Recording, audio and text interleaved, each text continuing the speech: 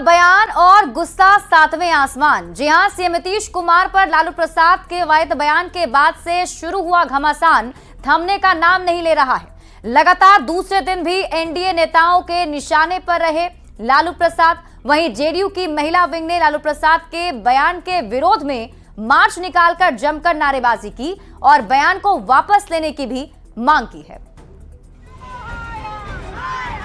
इस तरह का बयान लालू प्रसाद जी का आया है, आपत्तिजनक है। बयान को वो वापस ले, क्षमा मांगे, माफी मांगे।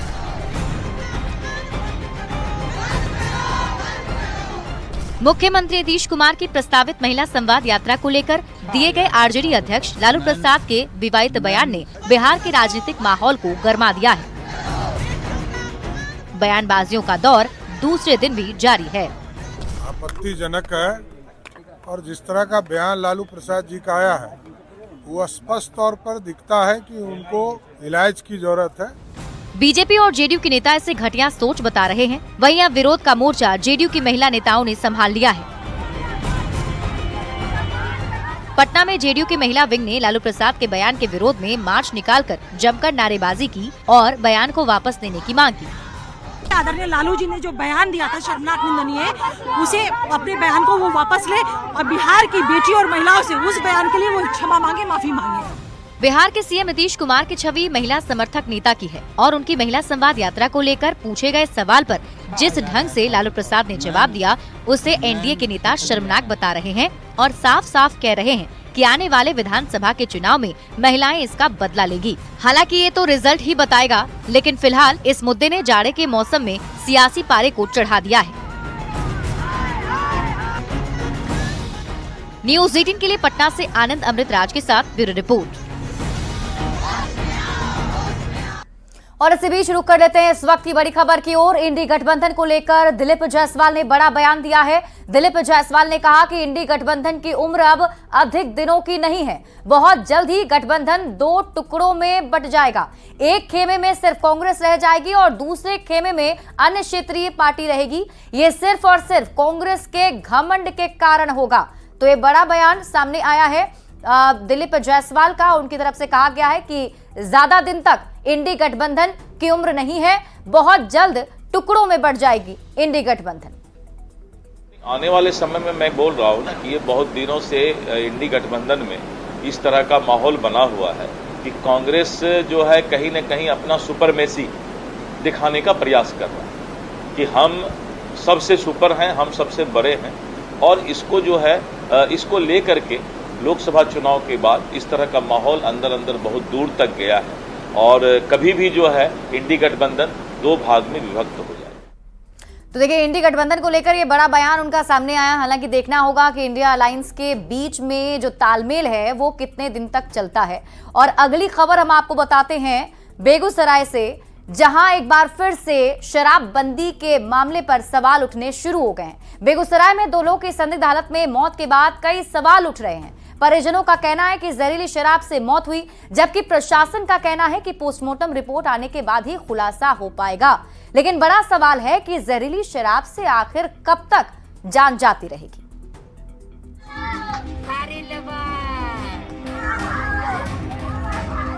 बिहार में शराब पीना अपराध है, लेकिन जहरीली मौत जारी है। बेगूसराय में 2 लोगों की संदिग्ध हालत में मौत के बाद सनसनी मच गई। चेरिया बरियारपुर के मेहदा शाहपुर के रहने वाले डॉक्टर सीसी सिंह और उनके कंपाउंडर हरे राम ताती की संदिग्ध स्थिति में मौत हो गई। हरे राम ताती को जब अस्पताल लाया गया तब उनकी आंखों की रोशनी चली गई। रिश्तेदार जहरीली शराब से मौत का दावा कर रहे हैं, लेकिन पुलिस का कहना है कि पोस्टमार्टम रिपोर्ट आने के बाद ही खुलासा हो पाएगा। जी, हम लोग लगातार इसमें कार्रवाई करते हैं। निरंतर हमारा शराब के विरुद्ध जो भी आसूचना होती है उसमें निरंतर कार्रवाई और की जाती है देशी शराब के विरुद्ध में। अभी इसमें हम लोगों ने मेडिकल बोर्ड से पोस्टमार्टम करवाया है व्यक्ति का और हम लोग इसके बारे में जानकारी इकट्ठा कर रहे हैं। एक पेशेंट को लाया, उसकी पत्नी और उसका लड़का पकड़ करके लेके आया। वो लड़खड़ा रहा था, बताया कि इसकी रोशनी खत्म हो गई है आँख की। तो हमने पूछा तो लोगों ने बताया कि उनके गार्जियन ने कि हाँ ये शराब कभी कभी लेते हैं। तो लेकिन सवेरे में वो बाथरूम से लौट करके आया और एकाएक सीरियस हो गया, उसके बाद उसको बचाया नहीं गया। शराबबंदी वाले बिहार में फिर 2 संदिग्ध मौत के बाद फिर प्रशासन सवालों के घेरे में है। प्रशासन ने अब तक जहरीली शराब से मौत की पुष्टि नहीं की है। बड़ी बात यह है कि मृतक डॉक्टर का पोस्टमार्टम भी नहीं कराया गया।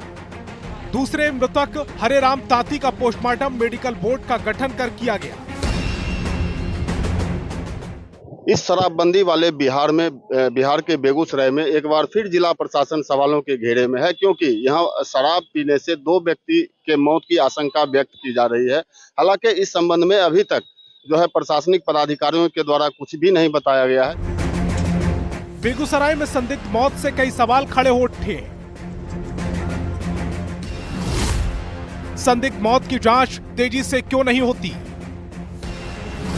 क्या पुलिस मामले में लीपापोती कर रही है? जहरीली शराब से मौत के बाद पुलिस सबक क्यों नहीं लेती? आखिर कब तक जहरीली शराब से जान जाती रहेंगी? न्यूज़ 18 के लिए बेगूसराय से संवाददाता संतोष कुमार की रिपोर्ट। बाप रे।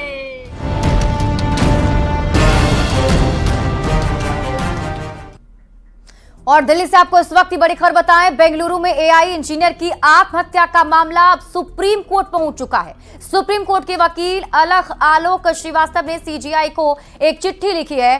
सीजीआई और इलाहाबाद हाई कोर्ट के सीजीआई से अतुल सुभाष द्वारा भ्रष्टाचार, रिश्वतखोरी और उत्पीड़न के गंभीर आरोपों की जांच की मांग कर दी गई है।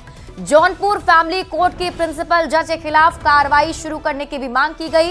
इस पूरी चिट्ठी में कहा गया है कि बेंगलुरु पुलिस ने अतुल के नोट के आधार पर अतुल की पत्नी और उसके रिश्तेदारों के खिलाफ एफआईआर दर्ज की है। उसी नोट के आधार पर उक्त जज के खिलाफ कार्रवाई क्यों नहीं की जा सकती है?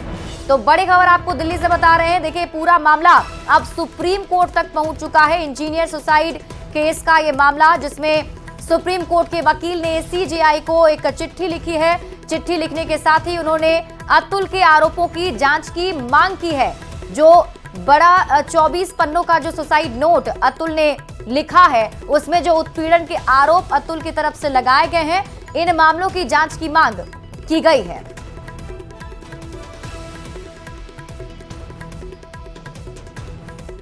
समस्तीपुर जिले के रहने वाले इंजीनियर अतुल सुभाष ने सुसाइड क्यों की, इसकी वजह उन्होंने खुद 1.5 घंटे के वीडियो और 24 पन्ने के सुसाइड नोट में लिखा है। हालांकि आरोप अभी जांच का विषय है, लेकिन अतुल सुभाष आत्महत्या की जो कहानी है वो दिल को झकझोरने वाली है।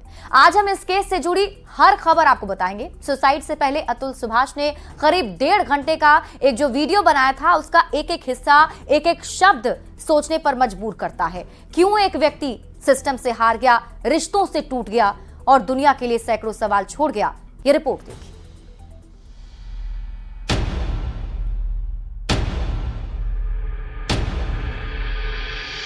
26 अप्रैल 2019 को बिहार के समस्तीपुर के रहने वाले अतुल सुभाष की शादी मैट्रिमोनियल साइट शादी.com के जरिए जौनपुर की रहने वाली निकिता सिंघानिया से हुई थी। लेकिन करीब 3 साल बाद उसकी पत्नी ने जौनपुर में दहेज उत्पीड़न का केस दर्ज कर दिया। आरोप लगाया कि अतुल सुभाष उससे 10 लाख रुपए दहेज मांग रहा है, जिसकी सैलरी उस वक्त 40 लाख रुपए सालाना थी। एआई इंजीनियर अतुल सुभाष की मौत की नींव इसी केस ने रख दी थी।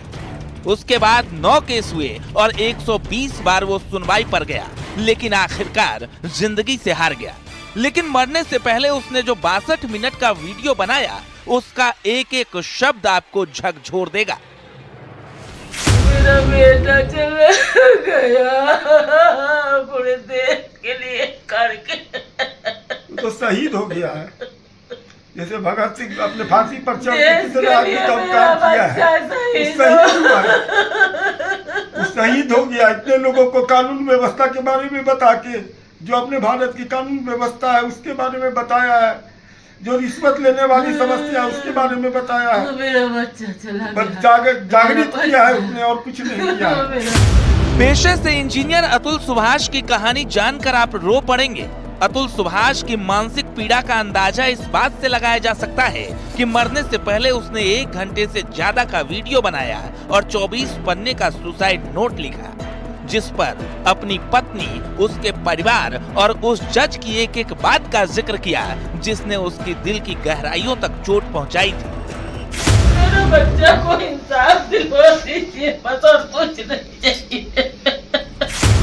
सुसाइड से पहले इंजीनियर अतुल सुभाष ने जो वीडियो बनाया वो झकझोर देने वाला है।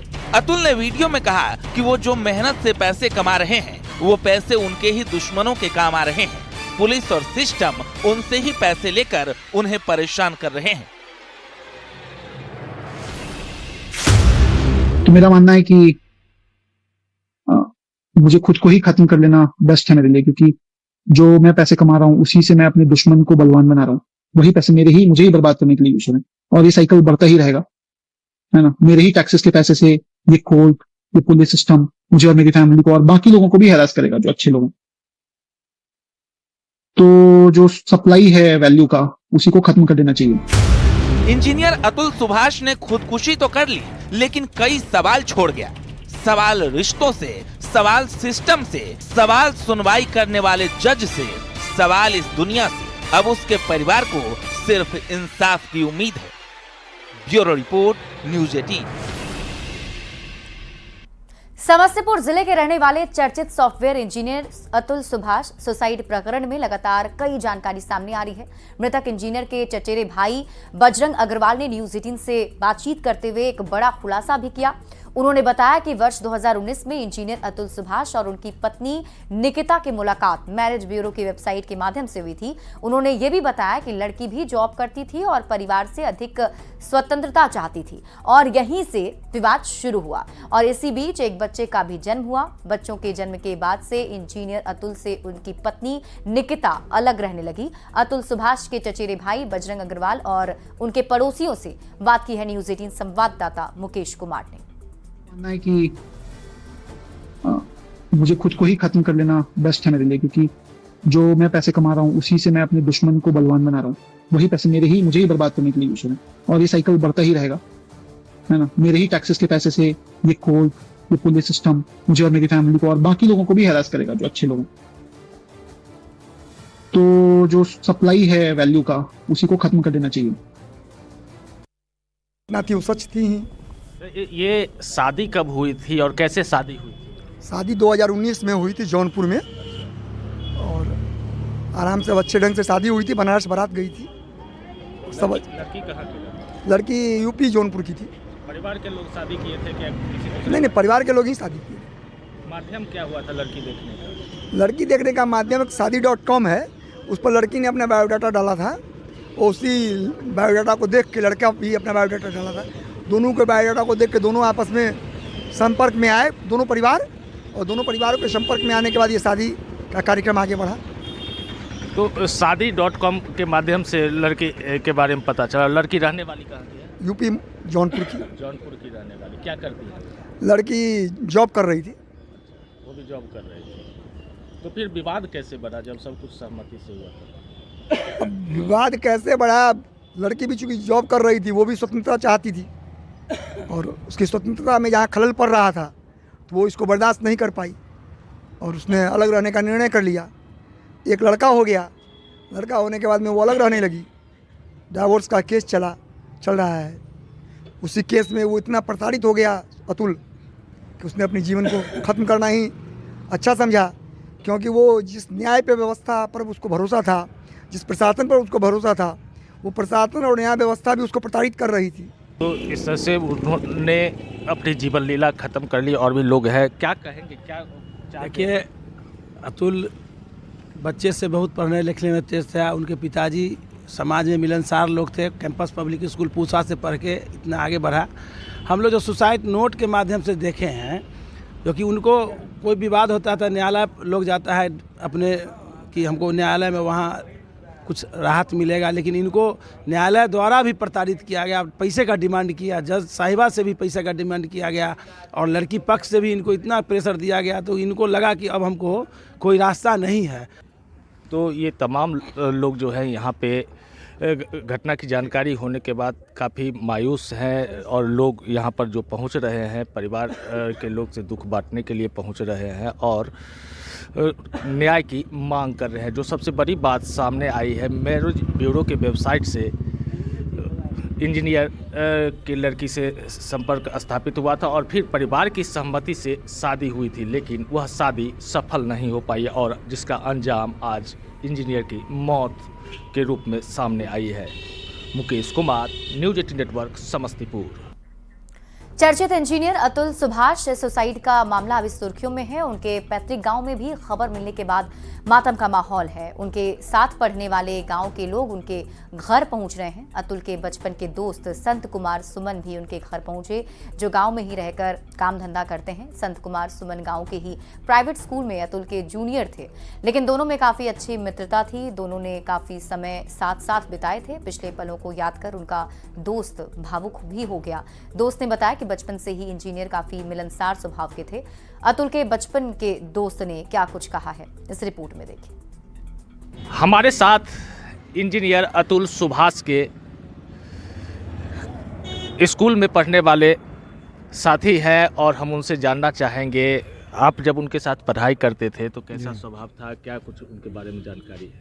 जी, बहुत अच्छे स्वभाव के थे और नॉलेज आदमी, पढ़ने में मेहनती, काफ़ी मेहनत किए हैं वो अपने शुरुआती दिन में और काफ़ी अच्छे स्टूडेंट भी रहे हैं। स्टूडेंट लाइफ उनका काफ़ी अच्छा था। उनका जो छोटा भाई है विकास, वो मेरा क्लासमेट रहा है और वो भी अच्छा एक स्टूडेंट था हम लोग के टाइम में। तो ये आपसे सीनियर थे? जी जी, ये हमसे सीनियर थे। अच्छा, किस स्कूल में पढ़ते थे? जी, हम लोग का प्रारंभिक शिक्षा यहीं गोल्डन पब्लिक स्कूल से हुआ है। अच्छा, जिसके डायरेक्टर रमेश बाबू थे। और क्या कुछ जानकारी मिली, कैसे क्या हुआ? जी देखिए, जानकारी तो जैसे आप लोगों को मिली न्यूज़ के थ्रू या यानी यूट्यूब के थ्रू, वैसे ही मुझे भी मिली है। और सुनने के बाद बुरा लगता है, जब साथ में आप बचपन में बिताए हो किसी के साथ समय, तो जब समय बीतता है और उसके बारे में कुछ ऐसा पता चले जो एक अच्छा होनहार हो और फ्यूचर जिसका इतना ब्राइट हो और अच्छे पोस्ट पे हो, सब कुछ होने के बावजूद इस तरह का घटना होना बहुत ही बुरा लगता है और अंदर से झकझोर देता है। किसी भी नॉर्मल इंसान के लिए ये उचित घटना नहीं है। Mukesh Kumar, news 18 network, Samastipur. बेंगलुरु में इंजीनियर अतुल सुभाष की आत्महत्या के बाद परिजन उनका अस्थि कलश लेकर पटना पहुंच गए हैं। अतुल सुभाष के माता पिता का रो रो कर बुरा हाल है। उन्होंने कहा कि उनके बेटे की हत्या की गई है, उन्हें न्याय चाहिए। अस्थि कलश को लेकर परिजनों ने कहा कि न्याय मिलेगा तभी अस्थि कलश को गंगा में बहाया जाएगा।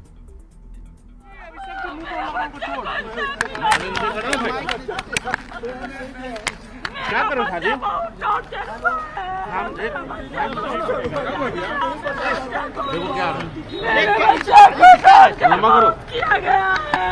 क्या क्या लगता है ये कहीं ना कहीं हत्या की गई है? टॉर्चर करना भी एक हत्या है।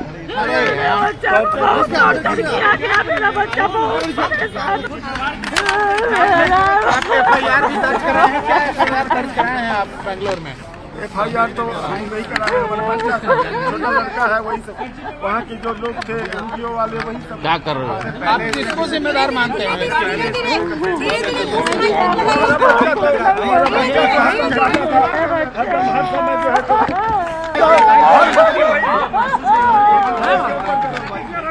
हम कहते हैं केस में तो मजिस्ट्रेट जब न्यायालय एक धर्म, पूरे हिंदुस्तान को एकजुट होकर इस टाइप की जो परेशानियां अभी हर घर में हो रही है, ये लड़कियों का प्रकोप बहुत ज्यादा बढ़ गया है कि हर जगह ये डिवोर्स केस इतना इंडिया में कभी नहीं था जितना अब हो रहा है। हर 2 साल पे, हर 6 महीने पे लड़कियां डिवोर्स ले रही हैं, दावा कर रही हैं और लोग परेशान हैं। पूरी दुनिया त्रस्त है, पूरा हिंदुस्तान त्रस्त है। बच्चे शादी करने से डर रहे हैं। ये स्थितियां, मेरे को बेटे की शादी करनी है, मैं सोचता हूँ कैसे करूँ, ना करूँ, करूँ कि ना करूँ। क्या नाम है आपका? प्रकाश चंद्र मोदी।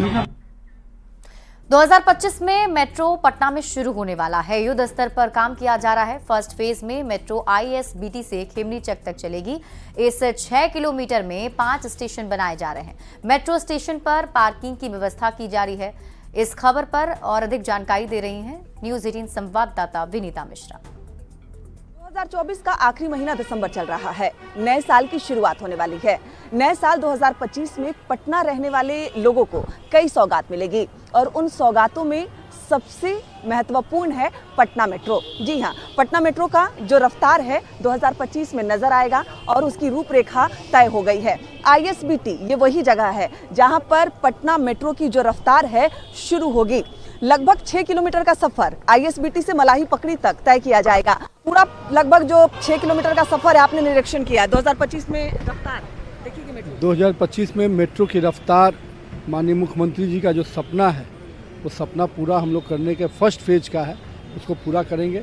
और जिस प्रकार से काम की गति है और मेट्रो के लोगों ने जिसको तत्परता से लिया है, हम उम्मीद कर रहे हैं कि पूरी तरह से 15 अगस्त के पहले पटना में मेट्रो दिखेगा और पटना के लोग उसका सफ़र का आनंद ले पाएंगे। जहाँ जहाँ हमको लैंड मिलता है, जैसे यहाँ पर तो लैंड हम लोगों ने एक्वायर किया है, बाकी जो भी बड़े स्टेशन हैं वहाँ भी पार्किंग, और जो छोटे स्टेशन हैं वहाँ पर भी हम लोग पार्किंग के लिए जगह उपलब्ध कराएंगे। बिल्कुल, तो जो ये देख रहे हैं ISBT जहां से मेट्रो शुरू होने वाला है, यहाँ पार्किंग की विशेष व्यवस्था होगी। फर्स्ट फेज के तहत उद्घाटन होना है 15 अगस्त 2025, समय निर्धारित किया गया है। यानी उससे पहले मेट्रो की जो गति है वो शुरू होगी। उद्घाटन 15 अगस्त का जो डेडलाइन है वो रखा गया है और उसी के मद्देनजर काम किया जा रहा है। कैमरामैन अमित के साथ विनीता मिश्रा, न्यूज़ 18 पटना।